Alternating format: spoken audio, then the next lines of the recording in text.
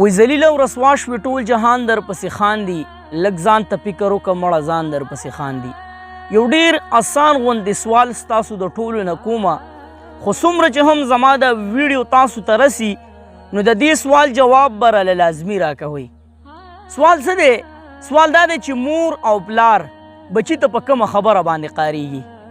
د دې سوال جواب به لازمي په کمنټس کې راکوئ چې دا ټول خلک یې وګوري چې مور او پلار بچي ته په کومه خبره باندې قاریږي.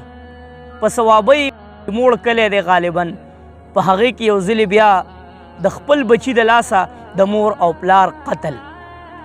ثوابۍ موړ کلي کې یو بدبخته زوی ولګېد او خپل مور او پلار یې ویشتل او هغه دواړه وفات شو. ځنکدن کې به هغوی څه سوچ کو کله چې دې بچي یا تمانچه یا په هر څه باندې دغه خپل مور او پلار ویشتي وي، نو چې کله دغه مور او دغه پلار ته دغه بدبخته دا تمانچه یا دغه ټوپک راړولی نو په دغه ټایم کې به د دې مور او د دې پلار څه احساسات و. زه هم د دغه ډز نه به مخکې د دغه مور او د پلار زړه چاودلی، ځکه چې بچې خلک د دې دپاره نه راغټوي چېرې هغه دې ما ته تمانچه ونیسي، هغه دې ما ته مشین ونیسي.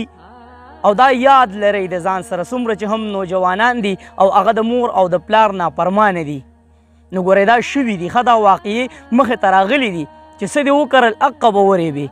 که چېرې د مور او پلار سره د صله رحمي وکړه او د هغوی خیال دې وساتو نو په دې باندې پر امید اوسه چې زما بچي به هم زما خیال ساتي.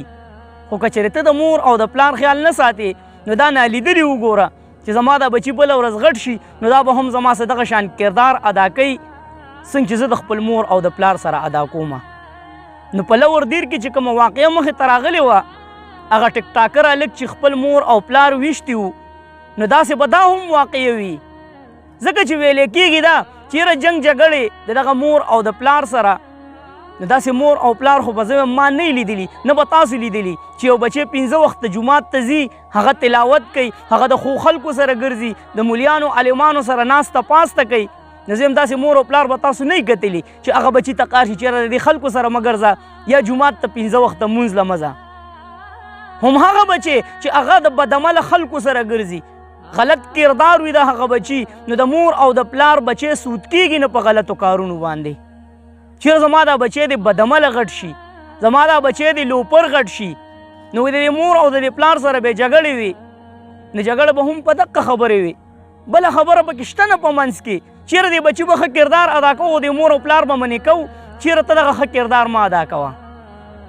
د پلار عمر 45 کالو، د مور عمر 35 کال، سوچ کول پکار دی.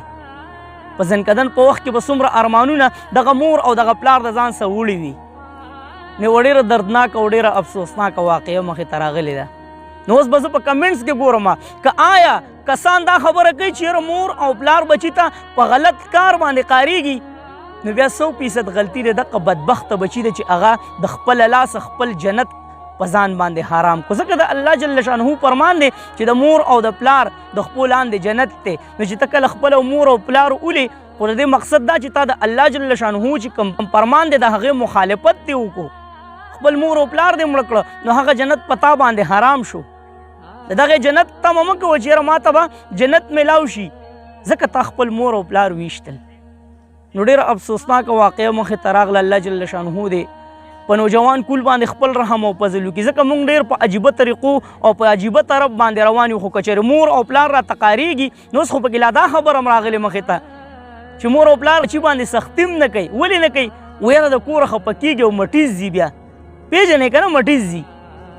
نو مور او پلار اوس بچي ته قاریږي نو خو د هغې باوجود هم که چېرې ورته قاریږي نو بیا هغه بچی رالګي مشین او ټوپک رالي او خپل مور او پلار ولي. نو هغوی د الله جل شانه وبخي، بخلي به هم وي انشاءالله العزیز، ځکه چې د بل د لاسه مرګ او هغه بچی چې هغه ته سمه لار ښوده او هغه په هغه سمه لار نه تلو، د دې د وجې هغې د دې دنیا نه لاړل.